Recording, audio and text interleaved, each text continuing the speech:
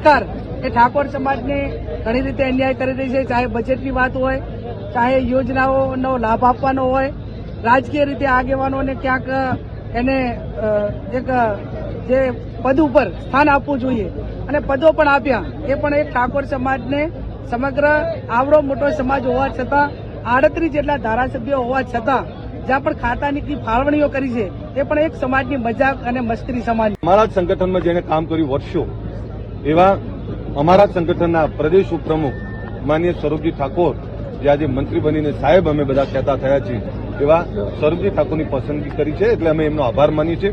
ગુજરાત ક્ષત્રિય ઠાકોર સેના અને બનાસકાંઠાના સમસ્ત ઠાકોર સમાજનું આજે પાલનપુરના ચડોતર ગામમાં સ્નેહ મિલન યોજાયું છે. 12 દિવસના ગાળામાં જ યોજાયેલા ઠાકોર સમાજના બીજા કાર્યક્રમમાં ભાજપ કોંગ્રેસના નેતાઓ ફરીથી એક મંચ પર જોવા મળ્યા છે. 12 દિવસ અગાઉ દિયોદર ખાતે યોજાયેલા કાર્યક્રમમાં બનાસકાંઠાના સાંસદ જ્ઞાનીબેન ઠાકુર, વાવના ધારાસભ્ય, રાજ્ય સરકારના મંત્રી સ્વરૂપજી ઠાકુર અને ગાંધીનગર દક્ષિણ વિધાનસભાના ધારાસભ્ય અલ્પેશ ઠાકોર એક જ મંચ પર જોવા મળ્યા હતા. ત્યારે આજે ફરીથી ચડોતરમાં યોજાયેલા કાર્યક્રમમાં જ્ઞાનીબેન ઠાકોર અને અલ્પેશ ઠાકોર આજુબાજુમાં એક જ મંચ પર છે. જો કે આજે સ્વરૂપજી ઠાકુર હાજર જોવા મળ્યા ન હતા.